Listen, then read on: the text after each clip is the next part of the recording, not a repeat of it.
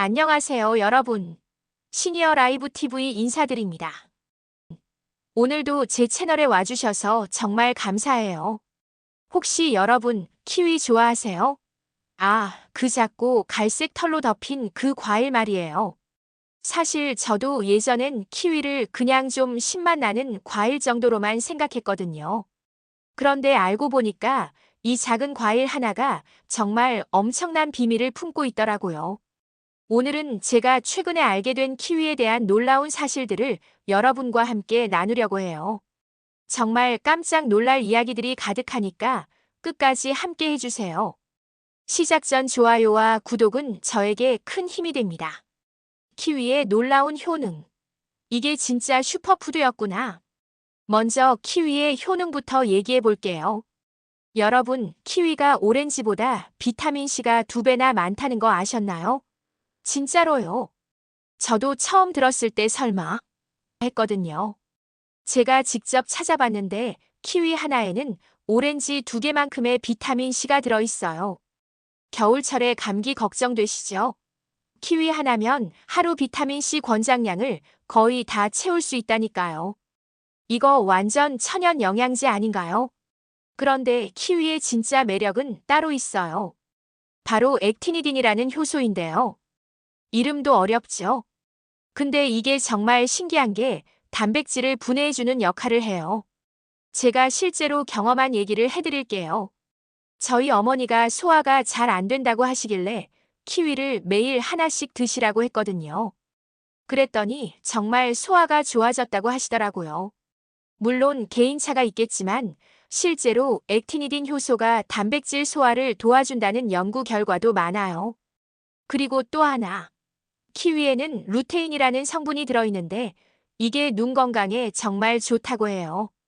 요즘 핸드폰, 컴퓨터 보느라 눈이 피로하시죠? 키위 하나면 눈도 좀 쉬게 해줄 수 있을 것 같아요.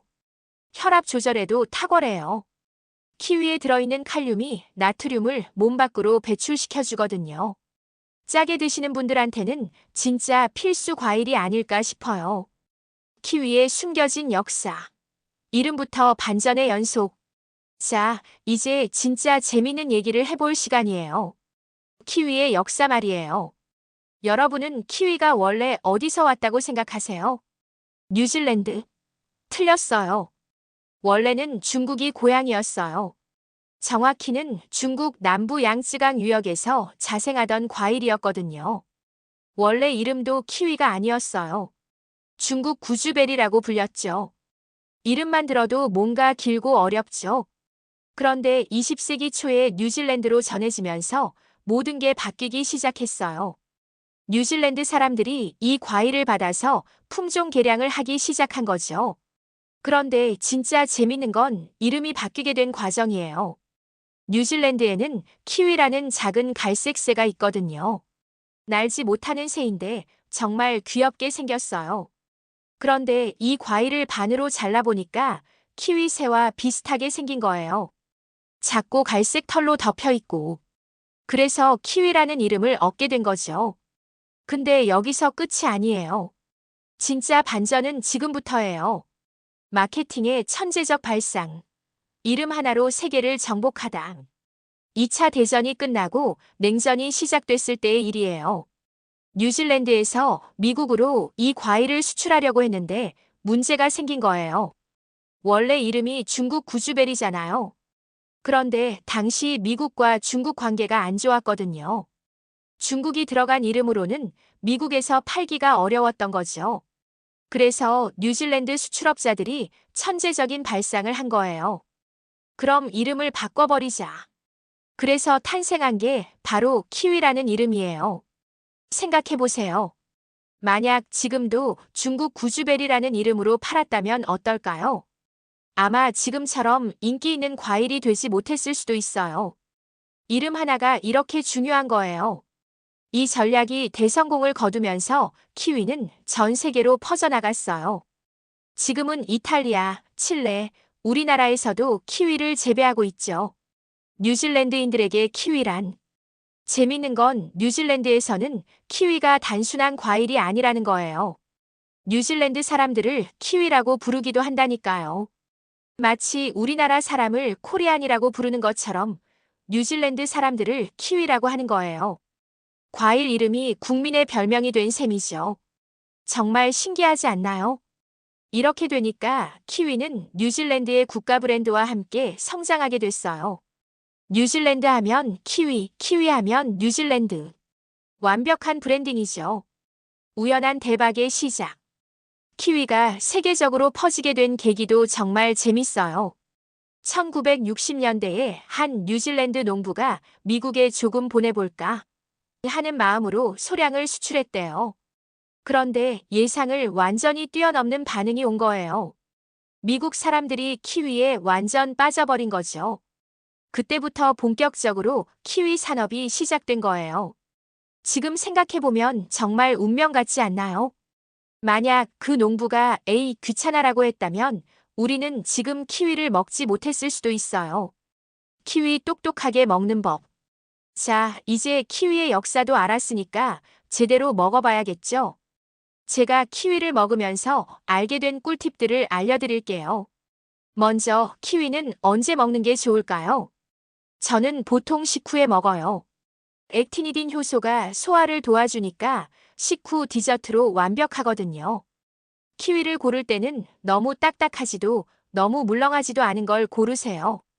살짝 눌러봤을 때 약간 들어가는 정도가 딱 좋아요. 너무 딱딱하면 신맛이 강하고 너무 물러지면 단맛은 좋지만 영양소가 좀 떨어질 수 있어요. 그리고 키위 껍질, 여러분은 어떻게 하시나요? 저는 예전에는 칼로 깎아서 먹었는데 요즘은 그냥 껍질째 먹어요. 물론 잘 씻어서요. 껍질에도 영양소가 많다고 하더라고요. 처음엔 좀 이상했는데 익숙해지니까 괜찮아요. 키위를 냉장고에 보관할 때는 바나나와 함께 두지 마세요. 바나나에서 나오는 에틸렌 가스 때문에 키위가 너무 빨리 익어버려요. 키위와 다른 과일들의 영양소 비교. 여러분, 제가 직접 조사해본 키위의 영양소 비교표를 보여드릴게요. 정말 놀라실 거예요. 비타민C를 기준으로 보면 키위 100g당 93mg, 오렌지는 53mg, 레몬은 53mg 정도예요. 키위가 압도적이죠? 식이섬유도 키위가 3g, 사과가 2.4g, 배가 3.1g 정도니까 키위가 상당히 높은 편이에요. 변비로 고생하시는 분들한테는 정말 좋을 것 같아요. 칼륨도 키위가 312mg으로 바나나의 358mg과 비슷한 수준이에요. 작은 과일 하나에 이렇게 많은 영양소가 들어있다니 정말 자연이 만든 종합 비타민이 아닐까 싶어요. 키위 재배의 현실. 키위에 대해 이것저것 알아보다 보니까 키위 농사가 얼마나 어려운지도 알게 됐어요. 키위는 암나무와 수나무가 따로 있거든요. 그래서 키위 농장에서는 수나무 하나당 암나무 여러 개를 심어야 해요. 그리고 키위는 수확 후에도 관리가 까다로워요. 너무 빨리 익으면 안 되고 너무 늦게 익어도 안 되고 농부들이 정말 정성스럽게 키우는 과일인 거죠. 우리나라에서도 키위를 많이 키우는데 주로 제주도와 전남 지역에서 재배해요. 한국산 키위도 정말 맛있더라고요. 수입산보다 신선하고 당도도 좋은 것 같아요. 키위의 미래. 키위는 앞으로도 계속 인기가 있을 것 같아요. 건강에 대한 관심이 높아지면서 자연스럽게 키위 같은 영양 과일에 대한 수요도 늘어나고 있거든요. 최근에는 골드 키위, 레드 키위 같은 새로운 품종들도 개발되고 있어요. 골드 키위는 일반 키위보다 단맛이 강하고 비타민C가 더 많대요.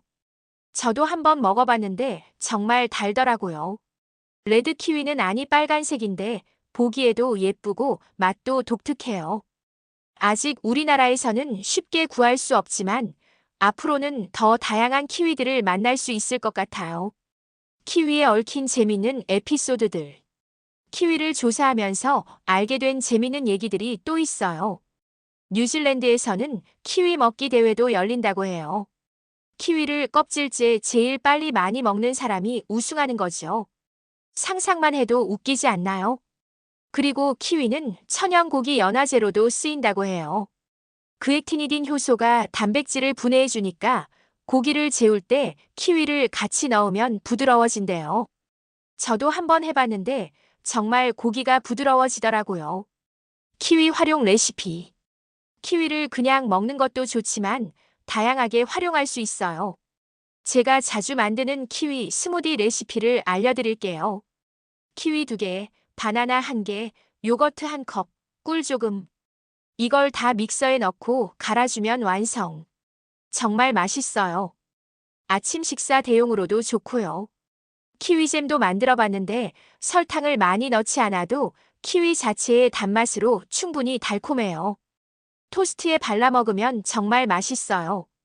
키위 피클도 신기한데 키위를 소금에 절여서 먹는 거예요. 처음엔 이상할 것 같았는데 먹어보니까 상큼하고 독특한 맛이더라고요. 키위의 계절성과 보관법. 키위는 보통 가을부터 초겨울에 수확해서 봄까지 저장했다가 파는데요. 그래서 겨울철 비타민 공급원으로는 정말 최고인 것 같아요. 집에서 키위를 보관할 때는 실온에서 며칠 둬서 약간 말랑해지게 만든 다음 냉장고에 넣으세요. 너무 딱딱할 때 냉장고에 넣으면 잘 익지 않아요. 빨리 익히고 싶으면 사과나 바나나와 함께 비닐봉지에 넣어두세요. 에틸렌 가스 효과로 빨리 익어요. 키위의 경제적 가치. 키위 산업의 규모도 정말 엄청나요. 전 세계적으로 연간 몇백만 톤씩 생산되고 있어요. 뉴질랜드는 키위 수출로만 수십억 달러를 벌어들이고 있다니까요. 우리나라도 키위 수입량이 꾸준히 늘고 있어요. 건강식품에 대한 관심이 높아지면서 키위 소비량도 계속 증가하고 있는 추세예요. 키위와 알레르기. 키위를 먹을 때 한 가지 주의할 점이 있어요. 키위 알레르기가 있는 분들이 간혹 있거든요. 입술이나 혀가 따끔거리거나 목이 아프면 키위 알레르기일 수 있어요. 특히 라텍스 알레르기가 있는 분들은 키위 알레르기도 같이 있는 경우가 많다고 해요. 처음 키위를 드실 때는 조금씩 먹어보시는 게 좋을 것 같아요. 키위의 항산화 효과와 노화 방지. 키위에 들어있는 항산화 성분들도 정말 대단해요. 비타민 E, 폴리페놀, 플라보노이드. 이런 성분들이 우리 몸의 활성산소를 제거해 주거든요. 활성산소가 뭔지 아시죠? 우리 몸을 늙게 만드는 주범이에요. 키위를 꾸준히 먹으면 이런 활성산소를 없애는데 도움이 된다니까요. 실제로 키위를 꾸준히 드시는 분들 보면 피부가 좋더라고요. 물론 개인차는 있겠지만요. 키위와 운동선수들. 재밌는 건 운동선수들 사이에서도 키위가 인기가 많다는 거예요. 특히 마라톤 선수들이 키위를 즐겨 먹는다고 해요. 키위의 천연 당분이 에너지를 빠르게 공급해주고 칼륨이 근육 경련을 예방해주거든요. 게다가 비타민C가 운동 후 피로 회복에도 도움이 된다고 하더라고요. 우리나라 축구 선수들도 키위를 많이 먹는다는 얘기를 들었어요. 자연스러운 에너지 보충제 역할을 하는 거죠. 키위와 임산부. 임산부분들한테도 키위가 좋다고 해요. 키위에 들어있는 엽산이 태아의 신경관 발달에 도움이 되거든요. 그리고 임신 중에 변비로 고생하시는 분들이 많은데 키위의 식이섬유가 이런 문제 해결에도 도움이 될 수 있어요. 다만 키위 알레르기가 있으면 조심하셔야겠죠. 임신 중에는 모든 의사와 상담 후에 드시는 게 좋을 것 같아요. 키위 재배의 환경적 측면. 키위 재배가 환경에 미치는 영향도 생각해 볼 만해요. 키위는 다른 과일에 비해 물을 많이 필요로 하거든요. 그래서 물 부족 지역에서는 키위 재배가 환경 문제가 될 수도 있어요. 하지만 반대로 키위 나무는 이산화탄소를 많이 흡수하기도 해요. 적절한 곳에서 친환경적으로 재배한다면 환경에 도움이 될 수도 있는 거죠. 요즘은 유기농 키위도 많이 나오고 있어서 환경을 생각하는 소비자들에게는 좋은 선택지가 되고 있어요. 마무리하며 오늘 키위에 대한 이야기 어떠셨나요? 저도 이번에 조사하면서 키위에 대해 정말 많은 걸 알게 됐어요. 작은 과일 하나에 이렇게 많은 역사와 영양이 담겨 있다니 정말 신기하지 않나요?